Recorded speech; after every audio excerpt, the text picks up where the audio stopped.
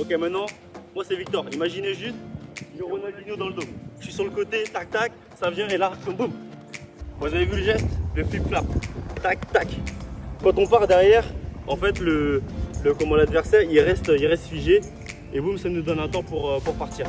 Même le caméraman il a pas pu me suivre. Donc j'ai peut-être Ronaldinho dans le dos. Bon, regardez ce que lui sait faire déjà.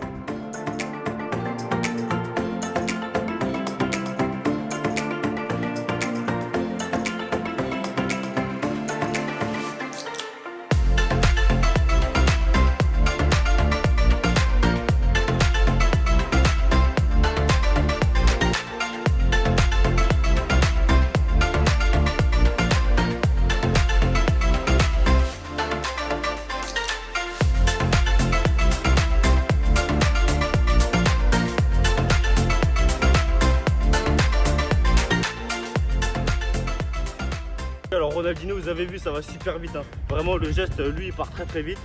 Pour vous expliquer un peu ce que ça donne, je vais vous montrer. En fait, l'idée c'est de faire extérieur, très rapide, mais c'est de faire extérieur et ensuite intérieur. Vous voyez, c'est vraiment extérieur, intérieur.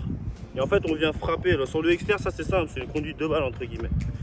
Vous voyez, mais là c'est sur un pas, c'est vraiment extérieur, boum. Et c'est sur un pas que ça se fait. C'est vraiment une, il n'y a pas de pied au sol et après deux. Parce que là sinon ça va donner ça en fait.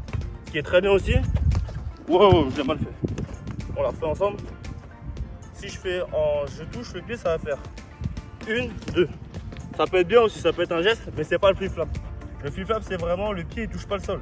Donc c'est une, deux. C'est vrai que si vous avez jamais fait ce geste là, ça va être compliqué d'avoir le mouvement. Donc pour vous imaginer, je sais pas, je vais vous donner une image et peut-être qu'elle va vous parler, j'espère. L'image du serpent. Vous savez, le serpent, il oscille comme ça, droite-gauche.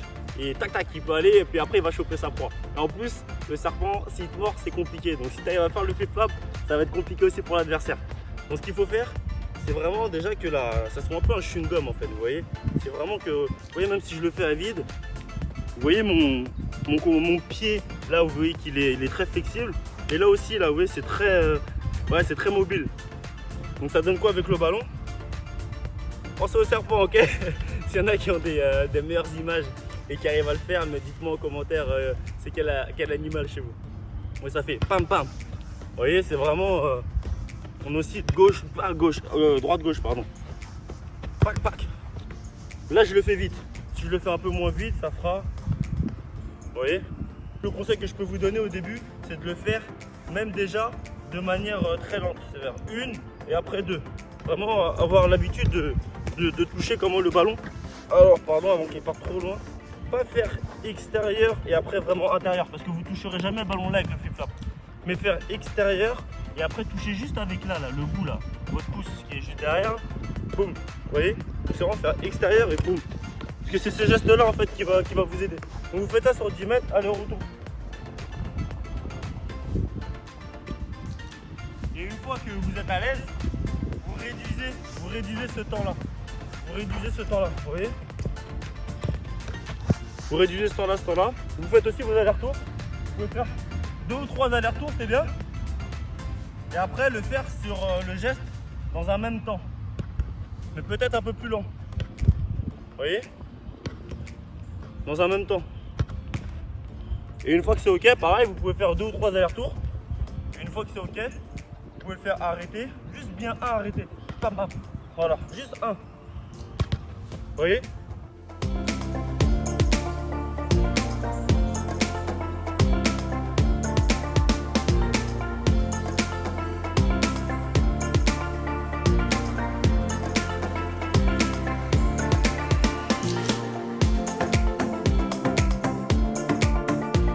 Je vous vois déjà là, il y en a certains qui vont me dire ouais Victor, sur mon téléphone là, je vois déjà, j'arrive à faire tes petits flip-flops, fais plus dur. Ok, pas de souci. Plus dur, ça va être très simple. On est sur le côté, on reçoit un ballon de notre arrière droit, on reçoit un ballon, il y a le défenseur en fait à notre gauche. On doit aller le défier, on doit passer. Simple. On reçoit un ballon, hop, donc on vient en course, on part. Donc en fait la complexité là dans cette dernière scène, c'est juste le fait d'arriver en vitesse. C'est juste ça. Sinon le geste entre guillemets reste le même. Mais c'est que quand on arrive vite, vous comprenez que c'est plus compliqué de faire le geste que si on est arrêté. C'est juste ça. Donc voilà, dites-moi en commentaire si vous arrivez à refaire ce geste, dites-moi voilà, si je peux peut-être vous l'expliquer d'une autre manière, il n'y a pas de souci. C'est vrai qu'il voilà, faut aussi un peu imager la chose, avoir un petit peu de chewing-gum là dans le pied pour ce geste. Si voilà, il y en a d'autres qui arrivent à le faire, n'hésitez pas à le mettre en commentaire. Comme ça va pouvoir aider toute la communauté. Les tutos, c'est vraiment tous ensemble. Et puis voilà, n'oubliez pas de vous abonner à la chaîne, la petite cloche pour la prochaine vidéo. Et moi, je vous dis à bientôt. Et n'oubliez pas le pouce. Allez, salut!